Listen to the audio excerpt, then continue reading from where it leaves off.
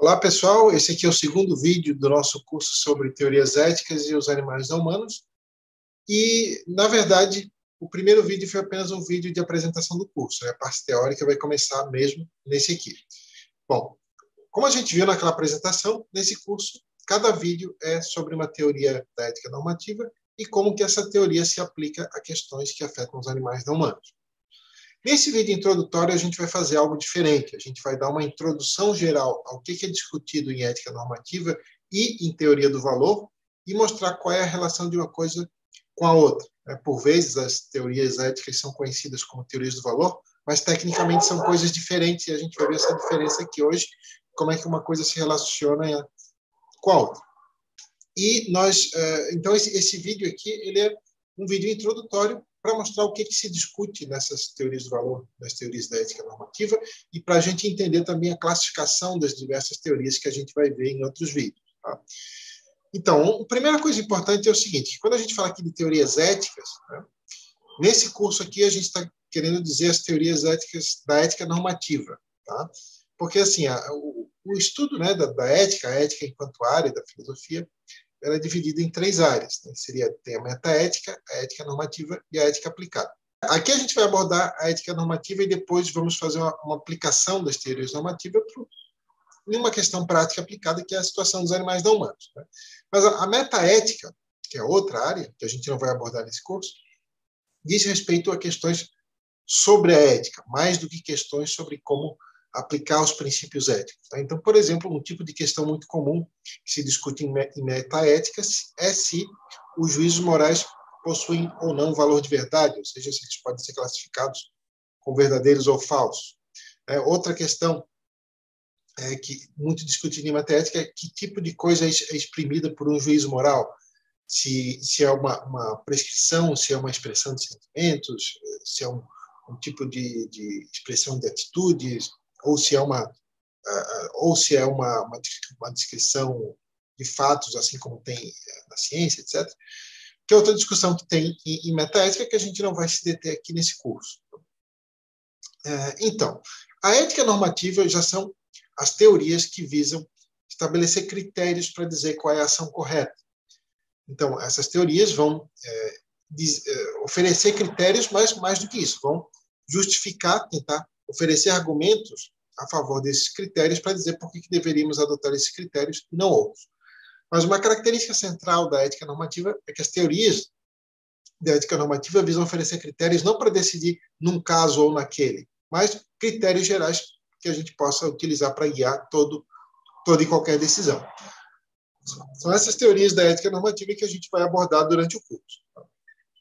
E, por fim, tem a ética aplicada, que a ética aplicada é a discussão de problemas específicos, né? de ética prática, por exemplo, a situação dos animais não humanos, questões relacionadas à ética biomédica, como a eutanásia e aborto, por exemplo, questões relacionadas ao meio ambiente, questões também de justiça na distribuição de recursos. Né? Então, são questões práticas específicas. Né? O que a gente vai fazer nesse curso é pegar as teorias da ética normativa e aplicar elas à questão dos animais não humanos. Tá? Bom, mas eu falei então que a gente ia relacionar as teorias do valor com as teorias da ética, que no caso aqui eu estou usando como abreviação de teorias da ética normativa. Então, novamente, por vezes, né, quando se fala assim, as teorias do valor, né, se utiliza esse termo para falar das teorias da ética, mas tecnicamente são duas coisas distintas.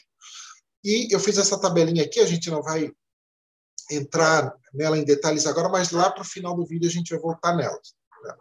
Então, aqui eu estou dividindo entre questões que são muito discutidas em teorias do valor, tá?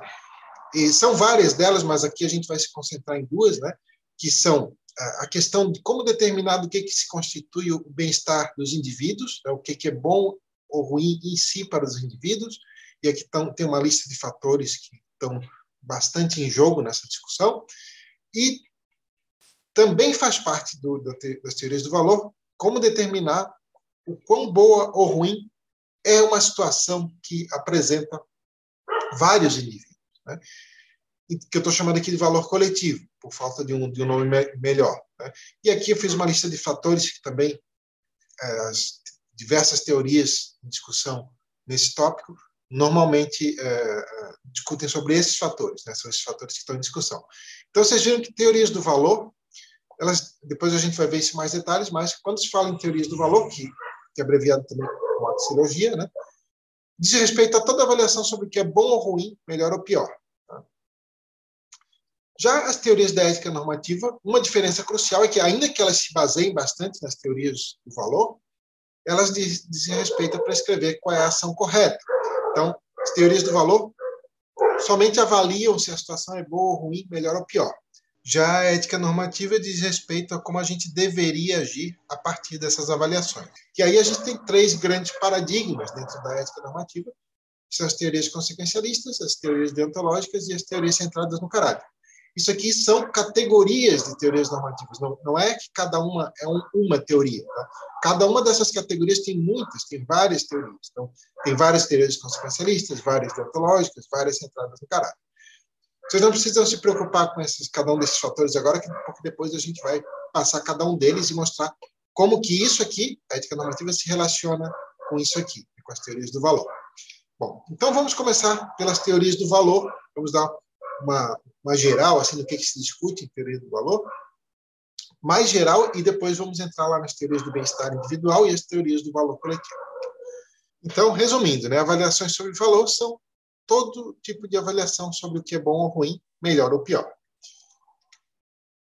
E esse tipo de avaliação é feita em vários contextos. Por exemplo, pode se utilizar para avaliar situações, né? Ah, essa situação é boa, essa é ruim, essa é melhor do que aquela, né? Pode se utilizar também para avaliar aspectos de uma situação. Pode-se dizer o seguinte, olha, essa situação é melhor do que aquela, mas sob esse aspecto, essa outra aqui, que é pior no geral, ela é melhor nesse aspecto. Né? Por vezes isso é utilizado para avaliar intenções. Ah, será que tem boas intenções? Será que é uma intenção ruim? E também se utiliza esses conceitos para avaliar instrumentos, né? Será que esse aqui é um bom martelo? Né? Será que esse é melhor do que aquele? Mas aqui a gente vai se concentrar apenas nessas 2 coisas aqui, tá? Avaliações, como avaliar, ter critérios para avaliar o quão boas ou ruins são as diversas situações e os aspectos dessas situações. Né? Então, só para a gente definir bem aqui os nomes que a gente vai utilizar durante o curso, para não ter confusão, né?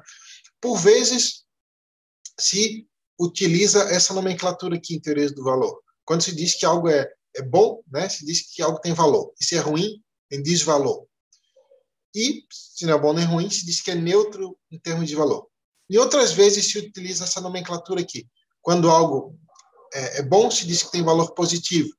E quando é ruim, se diz que tem valor negativo.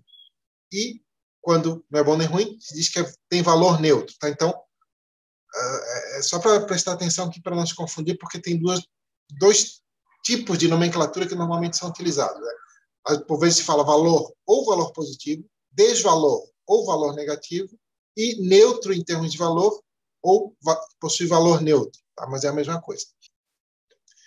Então, agora vamos entrar em mais detalhes naquilo que eu falei antes, né? Que o conceito de valor é utilizado em avaliações do tipo dizer se algo é bom ou ruim, mas em avaliações do tipo melhor ou pior. Vamos ver algumas características desse tipo de avaliação. Tá? Então, uma primeira diferença importante entre avaliações do tipo bom e ruim e entre melhor e pior é que bom e ruim têm um único modo. Ou se diz que algo é bom ou que é ruim. Mas a avaliação do tipo melhor ou pior pode se dividir em 2 tipos. Né? Então, pode estar dizendo que uma situação, por exemplo, é melhor ou pior do que outra, né? E em inglês se usa esses termos, né? O better, worse than. Ou pode estar dizendo que uma situação, por exemplo, é a melhor ou a pior de todas, né? de todas as outras que está sendo comparada, que aí em inglês se utiliza esses termos, né? The best, the worst. Em português a gente não tem palavras diferentes, né? A gente usa melhor ou pior do que ou melhor ou pior de todas. Tá. Vamos ver um exemplo. Né? Vamos supor que a situação A é melhor do que a B e a B é melhor do que a C. Tá? Então, a gente pode dizer o seguinte, que B, a situação B, é melhor do que a C. Mas isso não faz com que ela seja a melhor de todas essas três aqui, né? B é pior do que A. Essa situação B é pior do que A. Mas isso não faz com que B seja a pior de todas, porque a pior aqui é a C, né? Assim como a melhor é a A. Bom, só para exemplificar essa distinção, que é simples, né, mas por vezes a gente acaba confundindo.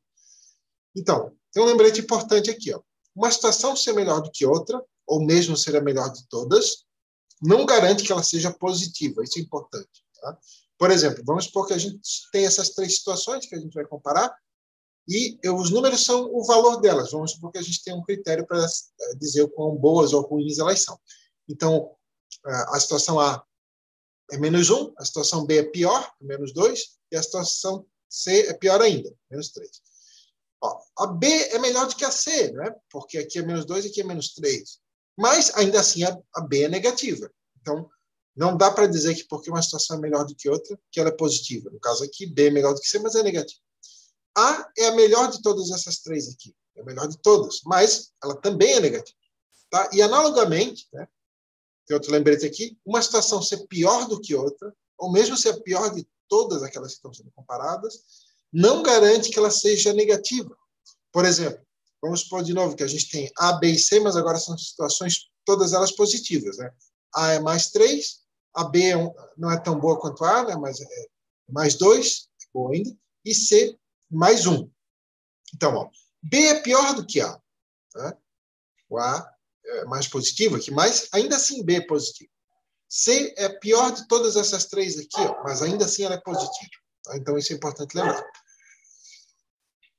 Então, resumindo essa distinção bem importante, né? Os conceitos de bom e ruim, né, ou situação boa, situação ruim, nos indicam se uma situação é positiva ou negativa. Mas os conceitos de melhor ou pior do que e melhor e mesmo melhor ou pior de todas, esse tipo de avaliação não nos dão essa informação sobre se a situação é positiva ou não, porque elas são avaliações comparativas. Né? E pode ser que as outras situações com as quais estão sendo comparadas sejam todas positivas também ou todas negativas. Tá? Então, lembrando, né? Bom ou ruim nos indicam se uma situação é positiva ou negativa, melhor ou pior do que, melhor ou pior de todos, não vão dar essa informação. Tá?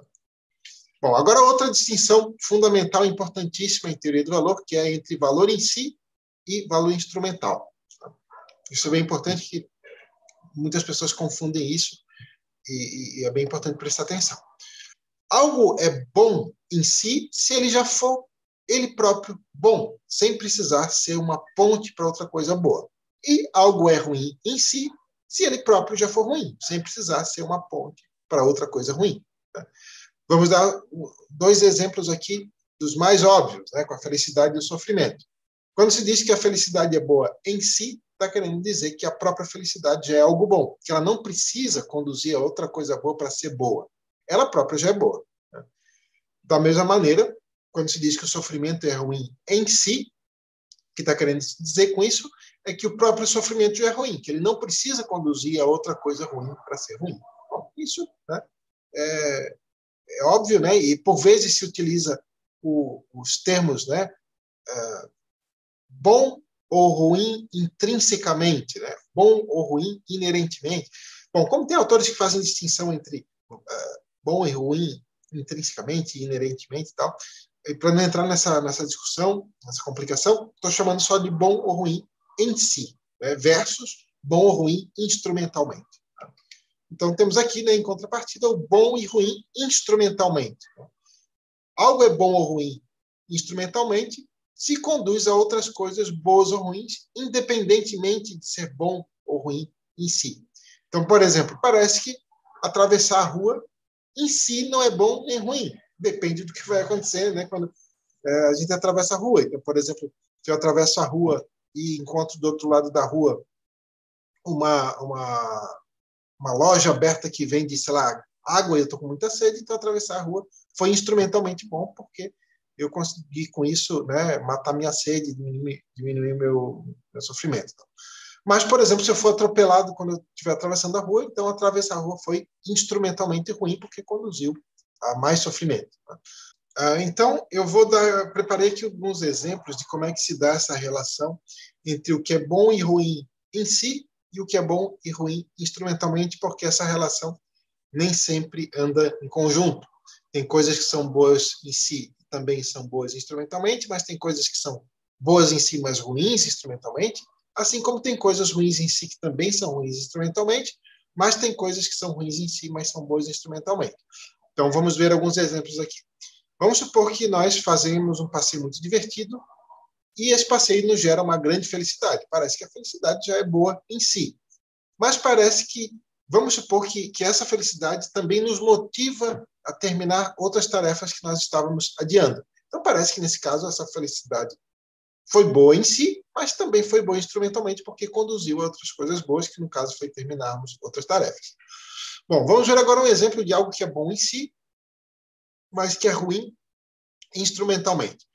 Vamos supor que nós comemos uma comida que é muito saborosa e ela nos dá muito prazer. Né? Parece que esse prazer de comer uma comida saborosa é bom em si, ele próprio já é bom. Né? Mas vamos supor que, devido a essa comida ser muito saborosa, a gente exagera e passa mal depois. Então parece que, nesse caso, o prazer que a gente obteve comendo essa comida foi bom nele mesmo, em si, mas foi ruim instrumentalmente, porque conduziu a outra coisa ruim, que no caso foi o mal-estar que a gente sentiu depois. E também tem coisas que são ruins em si, mas que também são ruins instrumentalmente. Por exemplo, vamos supor que eu torço meu pé e com isso eu tenho muita dor. Né? Parece que a dor e o sofrimento já são ruins em si. Mas vamos supor que isso também me impede de eu participar de uma corrida que eu gostaria de participar. Então, isso foi ruim em si, mas foi ruim instrumentalmente, porque conduziu a outra coisa ruim, que é eu não poder participar dessa corrida. E tem coisas que são ruins em si, mas são boas instrumentalmente.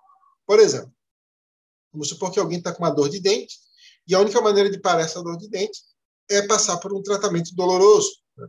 Parece que a dor gerada por esse tratamento é ruim nela mesma.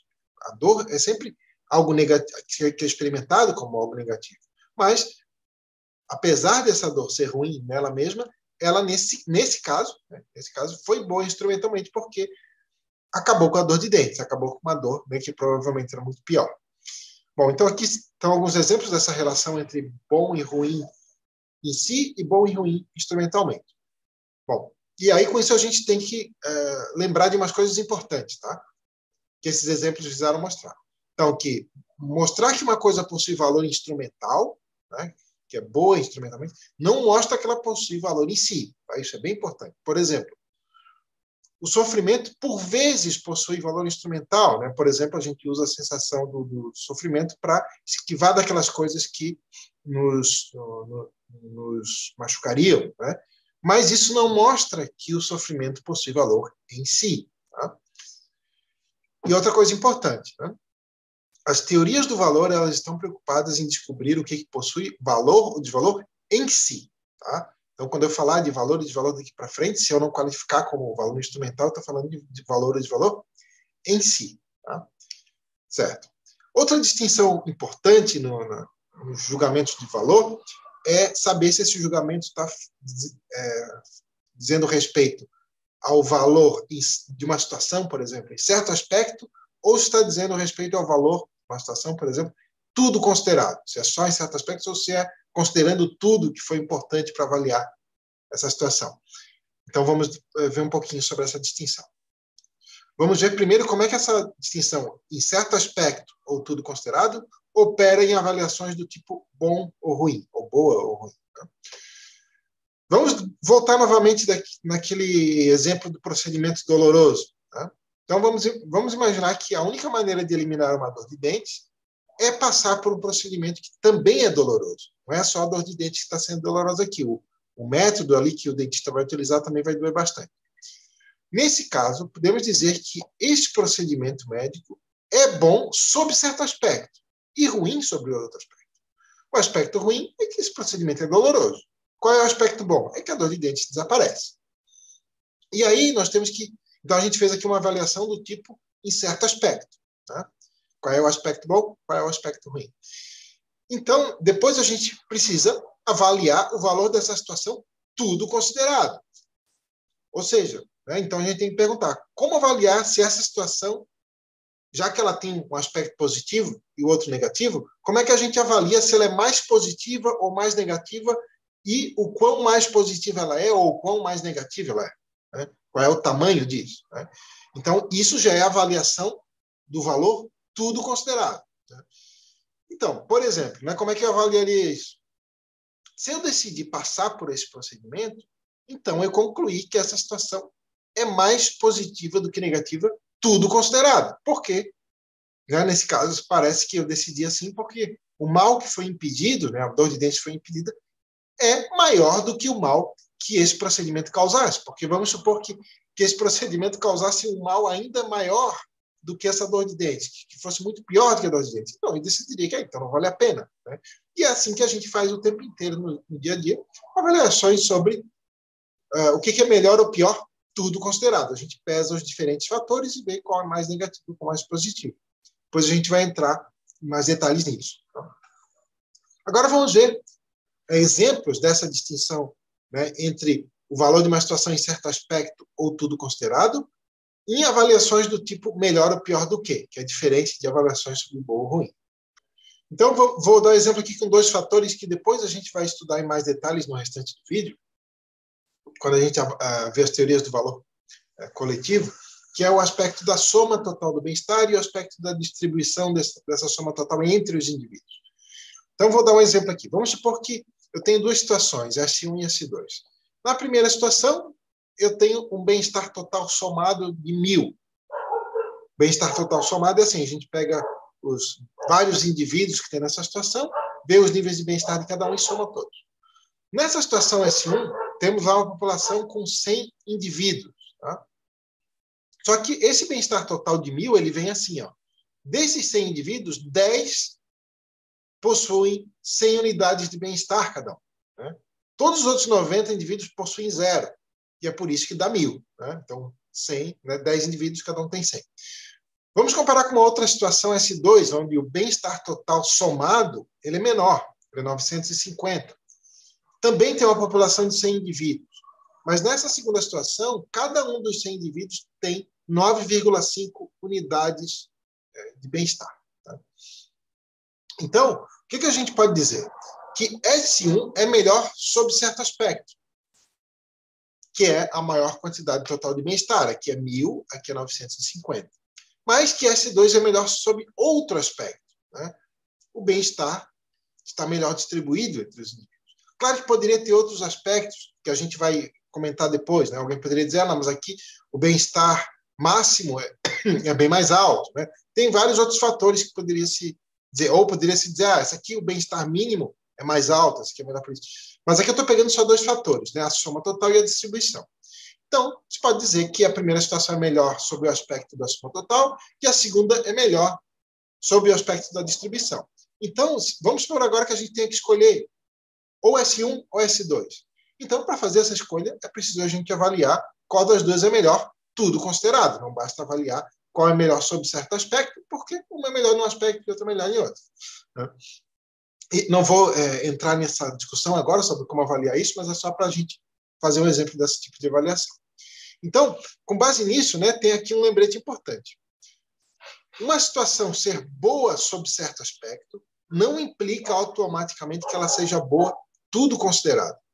Porque pode ser que ela tenha outros aspectos que são muito negativos, que sejam predominantes, que tornem ela tudo considerado bastante negativo. Outro lembrete importante. Uma situação ser ruim sob certo aspecto não implica automaticamente que ela seja ruim, tudo considerado. Pois pode ser que, apesar desse aspecto ruim, ela tenha vários outros aspectos positivos que sejam predominantes, tornem ela boa, tudo considerado. Bom, então, né, lembrando, é possível que uma situação seja melhor do que outra, tudo considerado, mas que seja pior em certo aspecto. E é possível que uma situação seja pior do que outra, tudo considerado, e seja melhor em certo aspecto. Essa distinção é bem importante depois quando a gente for ver no vídeo sobre o igualitarismo e a objeção da igualação por baixo. Tem várias respostas a essa objeção que são centradas nessa distinção. Tá? Depois a gente vai ver. Não nesse vídeo, né? No vídeo sobre igualitarismo. Então, quando uma situação é melhor sobre certo aspecto, né, e outra é melhor sobre outro aspecto, como é que a gente faz, então, para determinar qual é a melhor tudo considerado? É aí que vem a questão da comensurabilidade. Tá? Então, é importante lembrar que essa questão da comensurabilidade ela surge quando a gente está dizendo que dois aspectos distintos são bons ou ruins em si, e uma situação é melhor sobre um certo aspecto e pior sobre outro. Quando se diz que apenas um aspecto tem valor em si, ou tem desvalor em si, todos os outros vão ser avaliados como tendo valor apenas instrumental. Então, não vai cair nesse dilema aqui, porque você só tem um fator que importa diretamente, todos os outros importam só indiretamente, então não vai ter esse conflito de uma ser melhor sobre certo aspecto e outra pior sobre outro. Né? Mas quando a gente considera que duas coisas são boas ou ruins em si, né? E uma é melhor sobre certo aspecto e outra é melhor sobre outro, como é que a gente decide qual que é melhor tudo considerado? Então, para isso, a gente vai entrar no raciocínio sobre comensurabilidade. Vou dar um exemplo aqui com a intensidade da dor e a duração da dor. Então, vamos supor que alguém pergunte assim para vocês: o que é menos pior? Uma dor menos intensa por mais tempo ou uma dor mais intensa por menos tempo? Obviamente, a gente vai responder assim: depende do quão intensa seria cada dor, né? E depende do quanto cada uma duraria. A gente precisa saber isso para responder isso.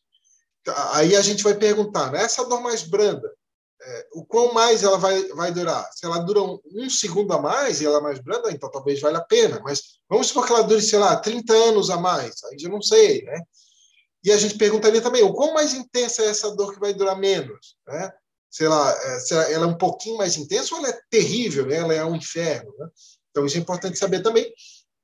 Então a gente, quando fazer esse raciocínio sobre comensurabilidade, a gente perguntaria, né? O quão mais vai durar essa dor mais branda, né? E o quão mais branda ela vai ser, ela tem que ser para ela ser preferível a dor mais intensa que dura menos tempo. E essa dor mais intensa, o quão mais intensa ela pode ser e o quanto ela vai durar a ponto dela ser preferível à dor mais branda que dura mais, etc. Eu dei um exemplo aqui com a intensidade e duração da dor, mas esse raciocínio pode ser feito em relação a quaisquer outros dois fatores, por exemplo, aqueles dois que eu falei antes, a soma total do bem-estar e a distribuição, né?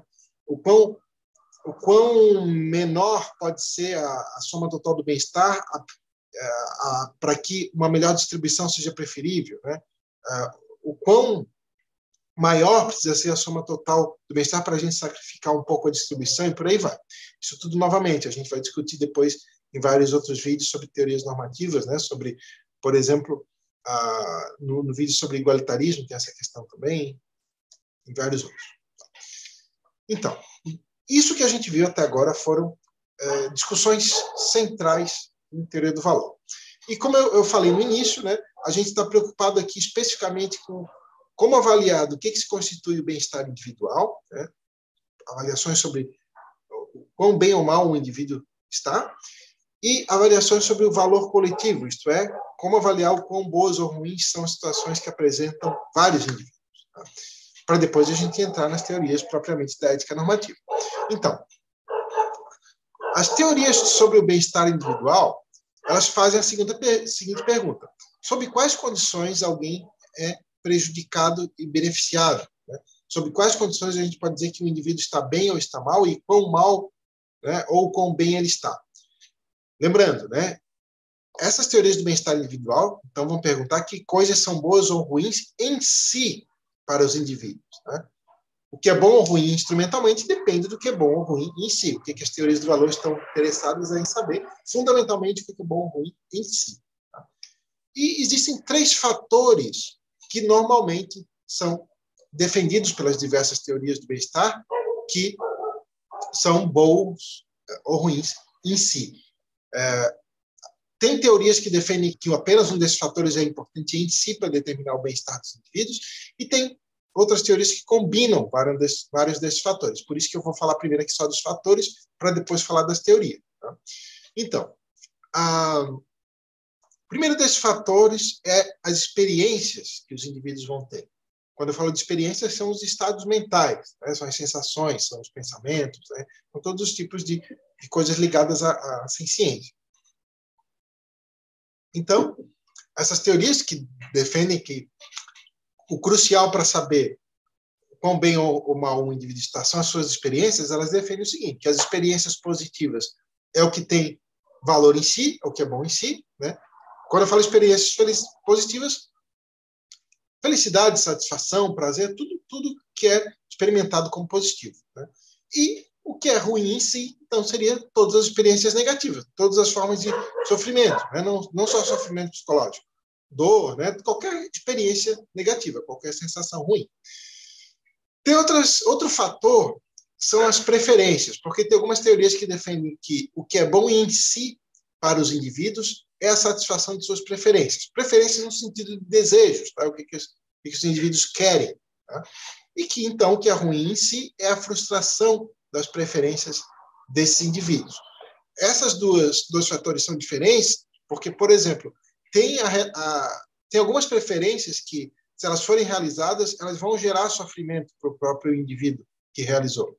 Então, as teorias que são centradas em preferências, elas poderiam dizer que isso é bom em si, porque satisfez uma preferência. Já uma teoria que fosse centrada no valor das experiências diria que satisfazer essa preferência não é bom em si, porque ela gera sofrimento. Né? Tem teorias que combinam as duas coisas, mas as teorias tradicionais defendem que é um desses fatores só.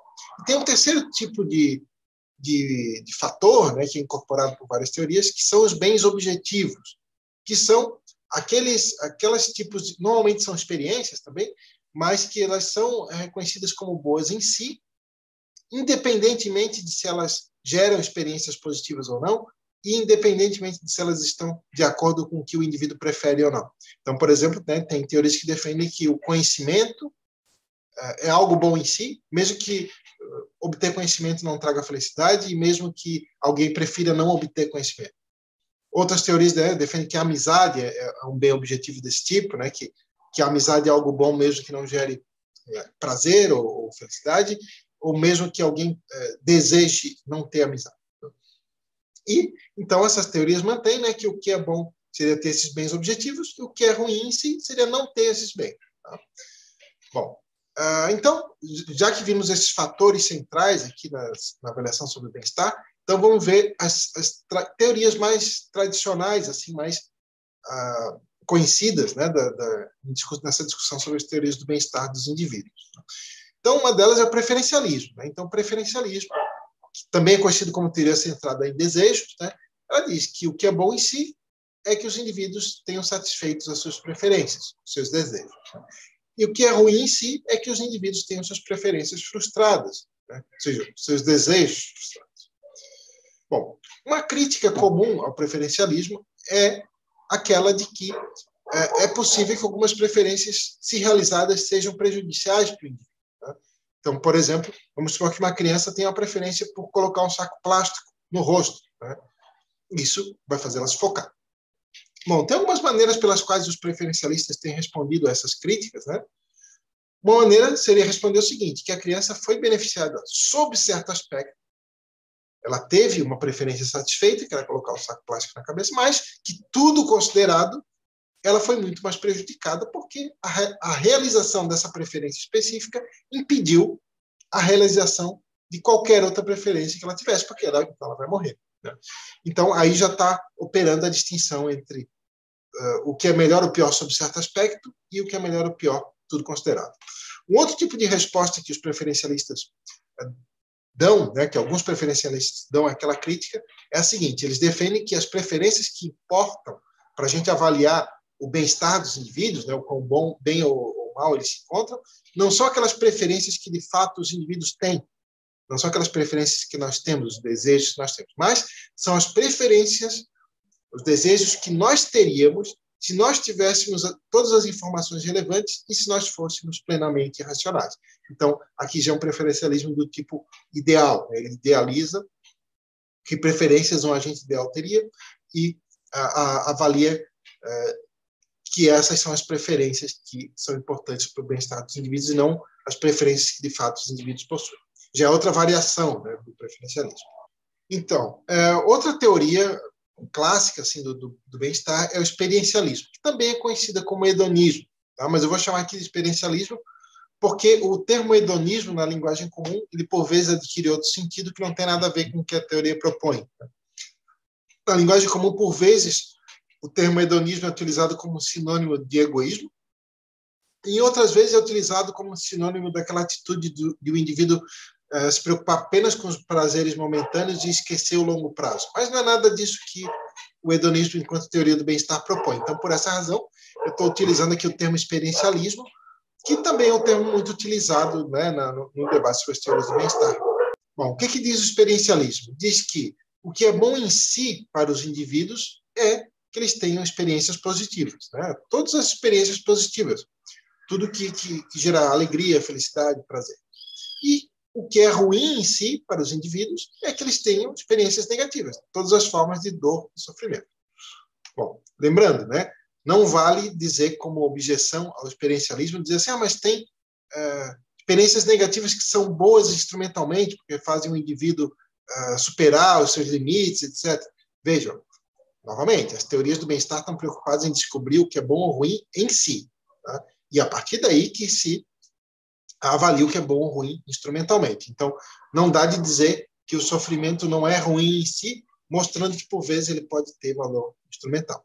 Tá? Só um parênteses. Então, com base nisso, o experiencialismo vai defender, então, que existem duas maneiras principais de o indivíduo ser prejudicado. Uma é com a presença de experiências negativas, né, quando ele está sofrendo, por exemplo, e outra é com o impedimento de experiências positivas, como acontece quando alguém morre, por exemplo, a morte, né, prejudica o indivíduo porque impede dele continuar a desfrutar daquilo que seria positivo. E, analogamente, teria duas maneiras de alguém ser beneficiado. Alguém seria beneficiado com a presença de experiências positivas, né, quando está alegre, feliz, tem alguma experiência prazerosa, ou quando é impedido de ter uma experiência negativa. Por exemplo, se eu estou com uma dor de cabeça e alguém me dá um analgésico, eu fui beneficiado porque aquela experiência negativa desapareceu. Bom, e tem uma terceira grande teoria, né, do bem-estar, que são as teorias de lista objetiva. São várias, né, porque cada uma dessas teorias faz listas diferentes com bens objetivos. Né? Elas defendem, então, que o que é bom em si para os indivíduos é ter nas suas vidas esses itens da lista. Cada teoria faz listas diferentes, né? Mas itens comuns são o conhecimento, a amizade, o cultivo dos talentos, o desenvolvimento dos talentos, etc. Tá? Então, o que caracteriza as teorias de lista objetiva é o seguinte: por que é diferente lá do experiencialismo? Né? E por que é diferente do preferencialismo? Porque elas mantêm que existem outras formas de que alguém poderia ser prejudicado ou beneficiado, que não necessariamente tem a ver com preferências ou experiências. Por exemplo, eles podem dizer que alguém pode preferir não experimentar algum daqueles itens da lista, mas seria prejudicado por não experimentá-lo, mesmo que prefira não experimentar. Né? Ou que experimentar determinado item não vai trazer felicidade, ou pode até mesmo trazer sofrimento, mas que ainda assim é bom experimentar esse item. Vamos ver alguns exemplos. Vou pegar um exemplo com a ideia de saber a verdade. Então, vamos supor que a gente tem uma teoria de lista objetiva que diga que descobrir a verdade é um desses itens de bens objetivos. Tá? Ou seja, que é algo, saber a verdade é algo bom em si. Então, essa teoria vai defender que saber a verdade é bom, não porque isso causa felicidade e não porque satisfaz uma preferência, mas que é bom em si. Mas agora vamos ver um exemplo assim. Vamos supor que uma pessoa não deseja saber a verdade sobre determinado acontecimento. Vamos supor que ela está em dúvida sobre se um parente morreu ou não, mas ela não quer saber se morreu ou não, ela prefere ficar em dúvida. E vamos supor que se a gente contar a verdade, dizer para ela que o parente realmente morreu, ela vai sofrer bastante. Né? Bom, se uma teoria de lista objetiva diz que saber a verdade é bom em si, ela vai dizer que se a gente contar a verdade para essa pessoa, que essa pessoa foi beneficiada em pelo menos um aspecto, né? Que é que ela soube a verdade, ela descobriu a verdade. Claro que essa teoria de lista objetiva não precisa necessariamente dizer que saber a verdade é a única coisa boa em si, ela pode considerar que sofrer é algo ruim em si e que satisfazer as preferências de alguém é algo bom em si. Então, para ela determinar se o que é melhor para essa pessoa é saber a verdade ou não, tudo considerado, ela vai ter que pesar esse fator saber a verdade em comparação ao fator evitar sofrimento e em comparação ao fator satisfazer preferências. Né? E aí faria toda a questão lá do raciocínio da comensurabilidade que a gente viu antes. Tá? Então, isso mostra um lembrete importante, porque, por vezes, existe um certo entendimento equivocado de algumas pessoas pensarem que se bens objetivos têm valor em si, então a felicidade não tem valor em si, ou que o sofrimento não é ruim em si, por exemplo. O debate nas teorias do bem-estar diz respeito a saber se, para além das experiências positivas e das experiências negativas, existem outras coisas que têm, respectivamente, valor e desvalor em si. Por quê? Bom, porque qualquer pessoa razoável aceita que o sofrimento é algo que torna pior a condição do indivíduo e que a felicidade é algo que torna melhor. Então, ninguém razoavelmente nega isso. O que está em debate é se existem outras coisas boas em si para além da felicidade e se existem outras coisas ruins em si para além do sofrimento. Mas ninguém vai negar que o sofrimento é algo que piora a condição dos indivíduos e que a felicidade é algo que melhora. Bom, então, assim, por exemplo, todas as teorias, né, centradas em desejos e todas as teorias de lista objetiva plausíveis vão assumir também que o sofrimento é ruim em si, que a felicidade é boa em si. Então, digamos, o experiencialismo, né, o hedonismo, seria pelo menos uma parte dessas teorias. Então, vamos recapitular o que a gente viu até agora sobre teorias do valor. Né? Então, a gente viu teorias do bem-estar, né? E os fatores principais em relação à avaliação do bem-estar dos indivíduos, né? As experiências positivas versus negativas, satisfação versus frustração de preferências e essa experiência de bens objetivos. Tá? Uma coisa bem importante agora. Tá? As várias teorias do bem-estar individual, elas podem considerar um ou mais desses fatores como importantes em si para determinar o bem-estar. Se apenas um fator é visto como importante em si, então o valor de todos os outros será somente instrumental. Por exemplo, vamos supor que alguém mantenha que apenas as experiências positivas são boas em si e que apenas as experiências negativas são ruins em si. Então, essa pessoa vai dizer que satisfazer as preferências pode ser bom, mas bom instrumentalmente, porque isso geralmente causa felicidade. E que frustrar preferências é ruim, mas que é ruim apenas instrumentalmente, porque geralmente causa sofrimento, e por aí vai. Né? Então, se apenas um fator é visto como importante em si, o valor de todos os outros será somente instrumental. Mas, se mais de um fator é considerado como importante em si, aí vai aparecer aquela questão da comensurabilidade quando esses fatores conflitarem. Por exemplo, vamos supor que uma teoria considere como relevante em si tanto as experiências positivas, né, como a satisfação de preferências. E, por vezes, satisfazer uma preferência vai impedir o indivíduo de ter experiências positivas. Aí, como é que pesa isso? Aí tem que fazer todo aquele raciocínio em termos de comensurabilidade que a gente viu antes. Bom, e agora que a gente discutiu aqui já, né, vários exemplos de teorias do bem-estar, critérios para avaliar o quão boa ou ruim é a situação de cada indivíduo, a gente agora vai entrar no que eu estou chamando aqui de valor coletivo, tá? Que são critérios para avaliar o quão boa ou ruim é uma situação que contém vários indivíduos. Até agora a gente viu para avaliar a situação de cada indivíduo separadamente. Mas e uma situação que contém vários indivíduos? Que critérios que a gente usa? Tá? Bom, tem muitos critérios. Então, eu vou dar exemplos aqui de fatores que são utilizados por várias teorias para fazer esse tipo de avaliação. E aqui eu estou dando exemplos de teorias da ética normativa que incorporam esses fatores, né, na hora de avaliar o quão boa ou ruim é uma situação que apresenta vários indivíduos. Então, aqui vai nessa coluna que estão listados vários fatores e como que eles operam de acordo com determinadas teorias na avaliação do quão boa ou ruim é uma situação que apresenta vários indivíduos. Então, algumas teorias defendem que uma situação é melhor quanto maior for a soma total agregada do bem-estar, ou seja, somando o bem-estar dos distintos indivíduos em cada situação, nessa situação. Né? Então, vai somar todo o bem-estar positivo, todos os indivíduos que estão bem, de acordo com a teoria do bem-estar que foi adotada, e vai somar também todos os indivíduos que estão com bem-estar negativo, né? Vai fazer a soma total positiva e vai subtrair a soma total negativa. É assim que que é incorporada, né? Essa é a teoria do valor coletivo que é incorporada pelo utilitarismo clássico, por exemplo, que a gente vai ver num vídeo separado. Outro fator, né, outra possibilidade seria dizer assim, ó, uma situação é melhor quanto menor for o total negativo agregado. Por exemplo, o utilitarismo negativo se baseia só nisso, ele não considera o agregado positivo, ele só diz que quanto menor for o total negativo, pode ser o sofrimento, a frustração de preferência, dependendo da teoria de bem-estar adotada, né? Aí melhora a situação, quanto menor for o total negativo. Outro exemplo seria dizer o seguinte, uma situação é melhor quanto maior for a média. O que é a média? Né? Seria o total agregado, né, desse primeiro aqui, só que dividido pelo número de indivíduos.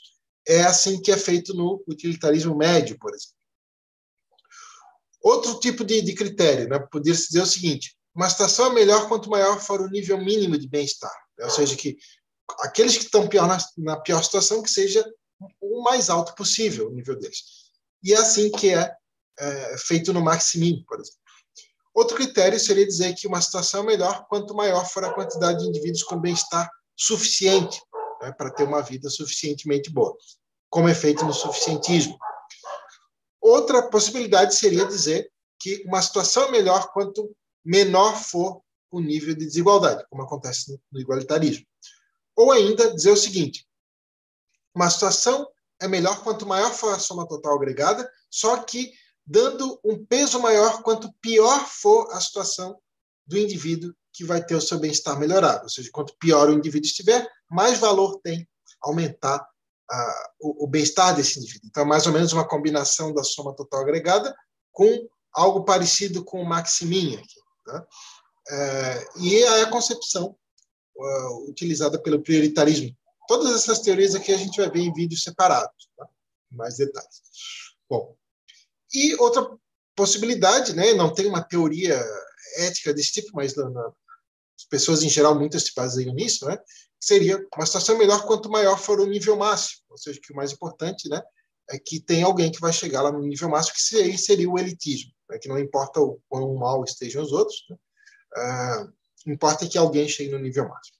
Bom, aqui são alguns exemplos, né, mas tem muito mais fatores, e é importante lembrar depois, né, que uma teoria ela não necessariamente precisa incorporar apenas um desses fatores, ela pode incorporar vários, ou mesmo todos, ou mesmo mais do que isso. Né? Então, tem outros fatores que também dizem respeito a outras coisas, né, que não são esses aqui. Esses aqui têm a ver apenas com os níveis de bem-estar dos indivíduos. Né? Tem outros que, por exemplo, poderia se levar em conta, algumas teorias levam, que dizem respeito a merecimento ou culpabilidade. Né? Então, por exemplo, alguém poderia dizer uma situação é melhor quanto mais os indivíduos têm aquilo que merecem. Se merecem algo de negativo, que tenham negativo. Se merecem algo de positivo, que tenham positivo. Outro tipo de fator seria dizer os tipos de ações. Uma situação é melhor quanto maior a quantidade de direitos respeitados ou de promessas cumpridas. Né? E lembrando, isso tudo, esses fatores que eu estou listando aqui, é como se elas fossem vistos como bons em si. Né? Por exemplo, alguém poderia dizer que ter promessas, a quantidade de promessas cumpridas é algo bom, porque, sei lá, isso causa felicidade para quem foi prometido. Só que isso seria dizer que o cumprimento de promessas seria valor instrumental. Nesse exemplo aqui, não, é o contrário. A quantidade de promessas cumpridas é vista como algo bom em si, independentemente disso gerar felicidade ou não, tá? Independentemente de qualquer outra coisa. E, por vezes, é defendido que os tipos de relações, a quantidade de tipos de relações em situações que apresentam vários indivíduos é algo bom em si. Por exemplo, ver quantas relações de amizade tem ali, por exemplo. Bom em si. Né? Então, tudo isso que eu estou dando exemplo aqui seriam fatores que, de acordo com algumas teorias, são vistos como bons em si. Tá? Outras teorias escolhem um desses fatores, né, algumas, e dizem que todos os outros são bons instrumentalmente. É o caso do utilitarismo clássico, por exemplo. Né? Diz que o que importa em si é maximizar a soma total agregada e, por exemplo, os níveis de desigualdade é algo bom apenas instrumentalmente. Todo o resto. Bom. Então, tem aqui um lembrete importante. Né? As distintas teorias do valor coletivo podem considerar um ou mais desses fatores como importantes em si para determinar o valor coletivo. Se apenas um fator é visto como valioso em si, então o valor de todos os outros é somente instrumental àquele que é visto como bom em si, como acontece lá no utilitarismo que eu exemplifiquei antes. Tá? Se mais de um fator é considerado valioso em si, vai aparecer a questão da comensurabilidade quando eles conflitarem. É o que acontece, por exemplo, no igualitarismo, que ele considera que é bom em si diminuir o nível de desigualdade, mas geralmente considera que é bom em si também maximizar a soma total agregada. E, por vezes, esses fatores conflitam, né, como a gente já viu em outro vídeo. E aí tem que fazer todo aquele raciocínio lá da comensurabilidade. Bom, Ufa, terminou a parte sobre teoria do valor e agora a gente vai entrar propriamente em ética normativa, e essa parte, prometo, é menor do que essa que a gente viu. Bom, então, como eu falei, tem as principais correntes, né, os 3 grandes paradigmas de teorias de ética normativa é o consequencialismo, a deontologia e as éticas centradas no caráter. Né? Então, lembrando, cada uma dessas categorias tem várias teorias que caem dentro de uma ou outra. Tem várias teorias consequencialistas, tem várias teorias deontológicas, tem várias teorias centradas no caráter. Né? Por exemplo, o utilitarismo é uma teoria consequencialista tão famosa e tão conhecida que, por vezes, algumas pessoas acham que o utilitarismo é o consequencialismo, mas não é a mesma coisa. O consequencialismo é a categoria, tem várias formas de consequencialismo. Por exemplo, o prioritarismo é outra forma, o suficientismo, o igualitarismo tem versões consequencialistas também, etc. Né? Então, por exemplo, não dá de dizer assim, eu vou lançar uma objeção contra o utilitarismo, então necessariamente essa objeção se aplica ao consequencialismo em geral. Pode ser que não. Pode ser que essa objeção se aplique só ao utilitarismo e as outras teorias não sejam vulneráveis a essa objeção. Bom, só fazendo parênteses. Né? Então, eu vou apresentar primeiro o consequencialismo e aí a gente já vai ver qual é a relação disso tudo aqui, ó, dessas principais correntes aqui, ó, de teoria normativa, com toda aquela avaliação sobre teorias do valor que a gente viu antes. Então, o que caracteriza o consequencialismo são aquelas teorias que dizem que a ação correta sempre coincide com aquela que resulta na melhor situação. E aí vocês podem perguntar, mas como que essas teorias avaliam qual é a melhor situação? Bom, cada teoria consequencialista avalia de um jeito. Eu vou explicar. As várias teorias consequencialistas se distinguem entre si justamente nisso, que elas avaliam melhor situação com critérios diferentes, mas todas elas concordam na mesma coisa. Todas as teorias consequencialistas são teorias consequencialistas porque elas mantêm que a ação correta sempre coincide com aquela que resulta na melhor situação dentre as opções disponíveis. Então, lembrete, né? No consequencialismo, para uma ação ser a ação correta, ela precisa ser a que tem o melhor resultado do que todas as outras disponíveis. Não basta ser melhor do que outra. Lembra daquela distinção entre melhor do que e melhor de todas? Então, no consequencialismo, para uma ação ser correta, ela tem que ser a melhor de todas as opções disponíveis. Não basta mostrar que essa aqui é melhor do que aquela, então está correto. Não, tem que ser a melhor de todas disponíveis. Então, as várias teorias consequencialistas, elas podem diferir quanto a 2 pontos principais que a gente acabou de ver. Elas podem diferir quanto ao modo como elas determinam do que se constitui o bem individual, né, o bem-estar individual, ou podem diferir quanto ao modo como determinam o valor coletivo, isto é, o quão boa ou ruim é uma situação que apresenta vários indivíduos. Então, eu fiz esse resuminho aqui com os fatores, né, de bem-estar individual e de valor coletivo, né, todos aqueles que a gente viu, né, os fatores de bem-estar individual, experiências, né, preferências, bens objetivos, e do valor coletivo, a soma agregada, a média, o total negativo agregado, quantidade de vidas satisfatórias, o nível de quem se encontra pior, como o Maximin, né, o dano individual versus a maximização, que é como é contrabalançado no prioritarismo, nível de desigualdade, como tem no igualitarismo, nível máximo, como tem no elitismo, tipos de ações, tipos de relações, fatores relacionados a merecimento. Então, as distintas teorias consequencialistas, elas vão dizer o seguinte, uma vez que a gente escolheu critérios para avaliar isso aqui, né, e escolheu critérios para avaliar isso aqui, então que a ação correta é a que tem, a que resulta na melhor situação. Né? A diferença das teorias consequencialistas em relação às teorias deontológicas é justamente isso, que as teorias deontológicas vão dizer que podem concordar com a avaliação de que não, essa situação aqui realmente é melhor do que todas as outras, mas as teorias deontológicas vão dizer que por vezes, a ação correta não coincide com aquela que resulta na melhor situação. Então,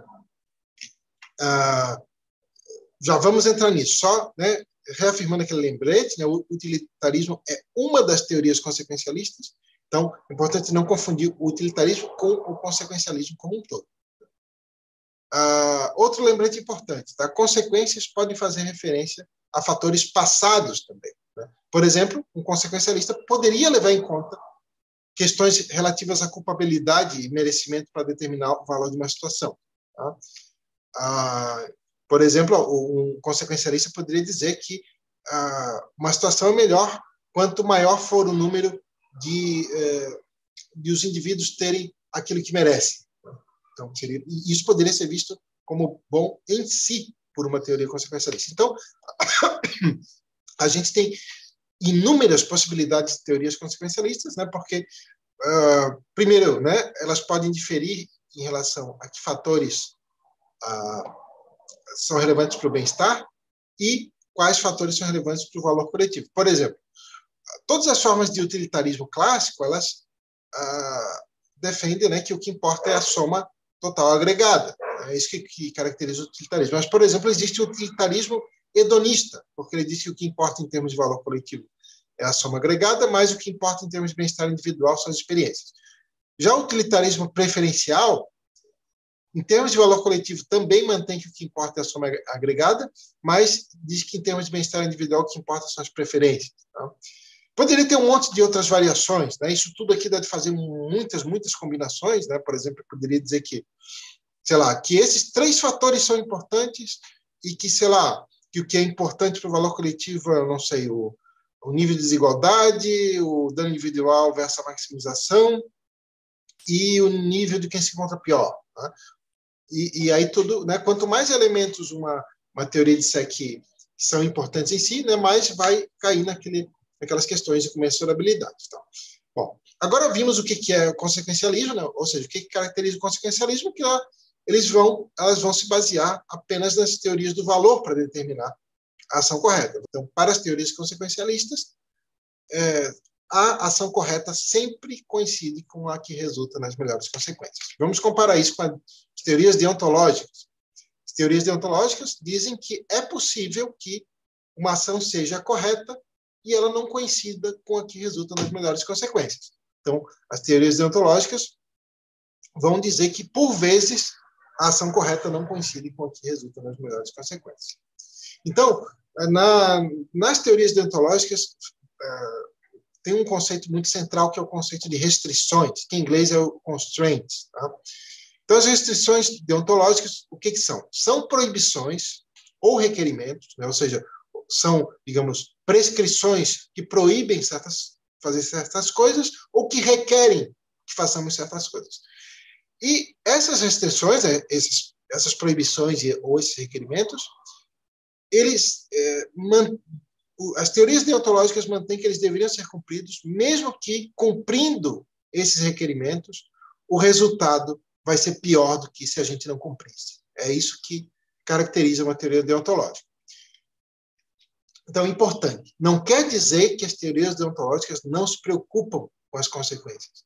Quer dizer apenas que elas consideram que outras considerações, que são essas restrições aqui, os requerimentos, né, ou as proibições, deveriam limitar a busca pelas melhores consequências. Tá? Então, não é que tem algumas pessoas que pensam assim, mas isso está equivocado. A pessoa pensa assim, eu sou um deontologista, então não preciso me preocupar com as consequências de nenhum grau. Não é assim. Né? As teorias deontológicas normalmente se preocupam bastante até com as consequências, mas mantêm que existem certas restrições, que são proibições ou requerimentos, que deveriam limitar a busca pelas melhores consequências.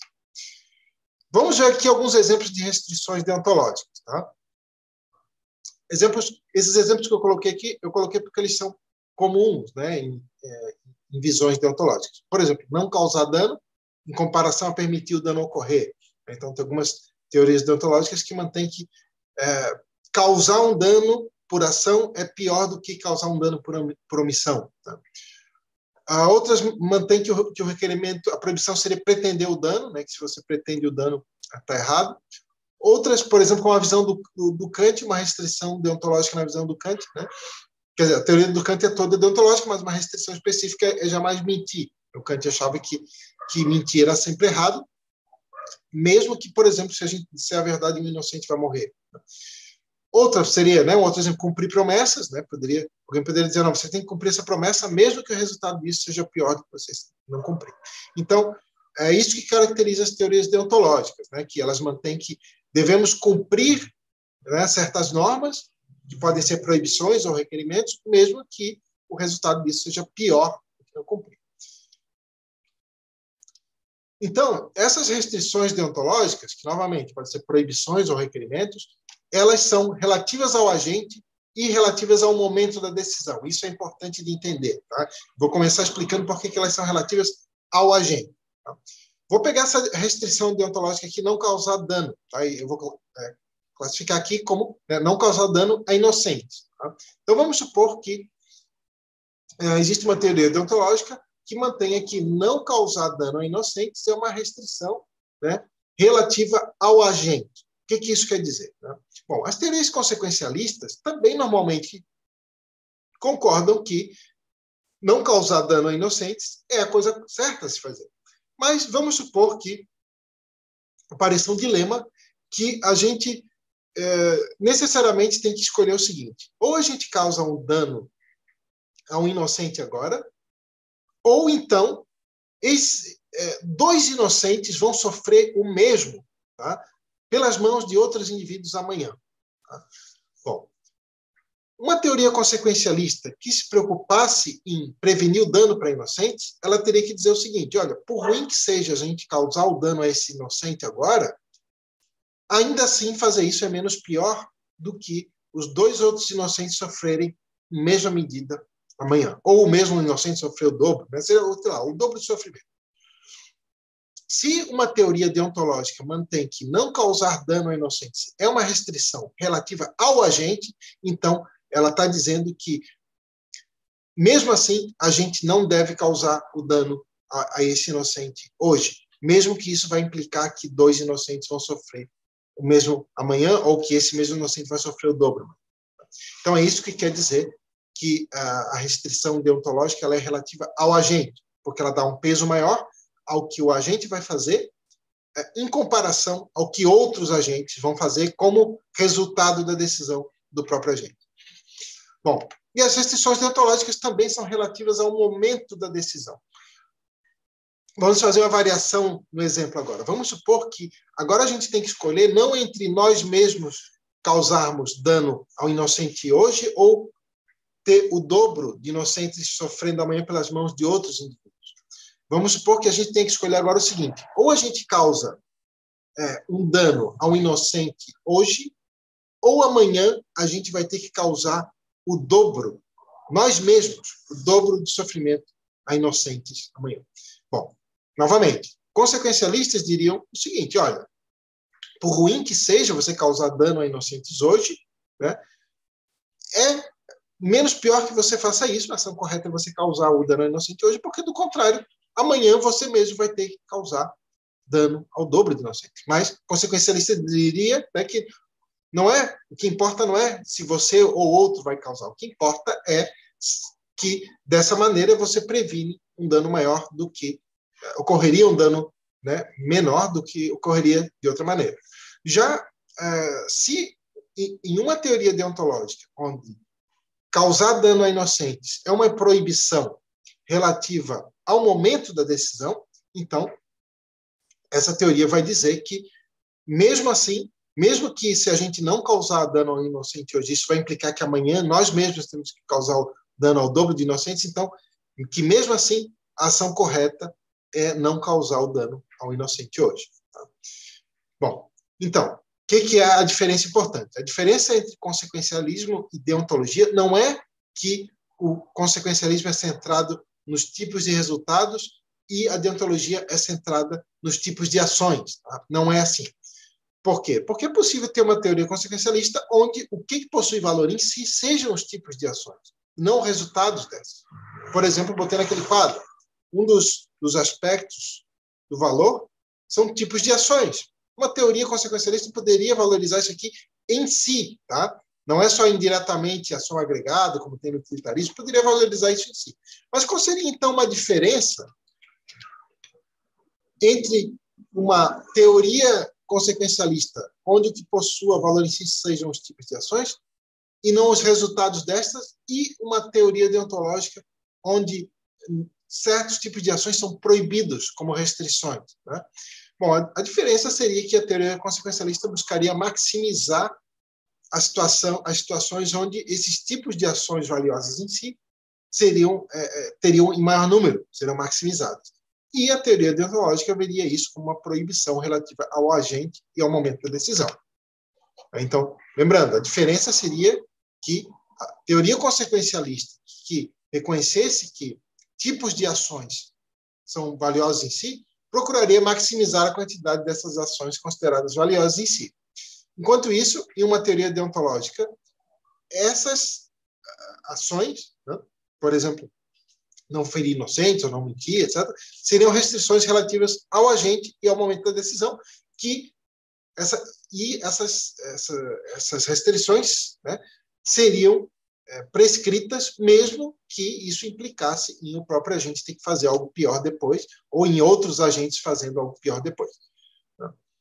Então, por exemplo, vou dar um exemplo com a ação de cumprir promessas, né? Uma teoria deontológica onde cumprir promessas fosse uma restrição relativa ao agente e ao momento da decisão, diria que o agente deve cumprir promessas, mesmo que isso impedisse ele de dali para frente cumprir promessas, ou mesmo que isso implicasse em todo o resto do mundo violando promessas, né? Não cumprindo promessas. Já uma teoria consequencialista que buscasse maximizar a quantidade de promessas cumpridas, diria que, num caso desse, a gente não deve cumprir promessas, porque, então, o resultado vai ser muitíssimo pior. Então, resumindo, né, a diferença é que teorias deontológicas dão maior peso ao que o agente vai fazer, em comparação ao modo como a ação do agente vai influenciar ações de outros agentes, e dão maior peso ao momento presente, em comparação às decisões do próprio agente no futuro. E as teorias consequencialistas não veem essas distinções como relevantes em si. Bom, por último, tem as éticas centradas no caráter, né, que é outra das três grandes correntes, né, de teorias da ética normativa. A questão central para as éticas centradas no caráter não é qual é a ação correta, né?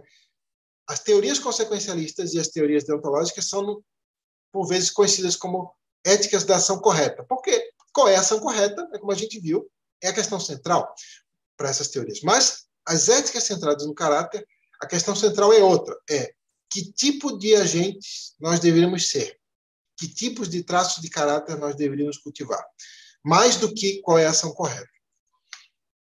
Então, para as éticas centradas no caráter, ao decidir como agir, a gente deveria se perguntar o que um agente moral, um bom caráter moral, né, por exemplo, o que um agente virtuoso faria nessa situação. Então, essa é a pergunta central. Outras questões centrais, né, para as éticas centradas no caráter, que os exemplos principais de éticas centradas no caráter são as éticas de virtudes, que a gente vai ver em outro vídeo, né? Mas tem a ética do cuidado, né? E questões centrais, por exemplo, para as éticas de virtudes sempre foram qual é a vida boa, né? No sentido de qual é a vida que vale a pena viver, né? E, claro, que traços de caráter cultivar. Nessas teorias, essa questão, qual é a vida boa, né? Qual é a vida que vale a pena viver, não quer dizer qual é a vida que maximiza o prazer do próprio agente, tá? Mas sim, qual é os traços de caráter que tornariam alguém um bom agente moral. E é isso que é visto como a vida, né? A vida boa, a vida que vale a pena viver pelas teorias centradas no caráter, né? Então, exemplos são a ética de virtudes, né? E a ética do cuidado, que a gente vai ver em outro vídeo, tá? Esse vídeo aqui já está muito longo, então eu vou ficando por aqui. Isso foi só uma geral assim, sobre como classificar as diversas teorias, mas o trabalho mesmo individual de descrever os fundamentos e as objeções e as implicações de cada teoria, a gente vai ver em cada vídeo separadamente, em outro, né? Obrigado para quem assistiu até aqui, um abraço, tchau.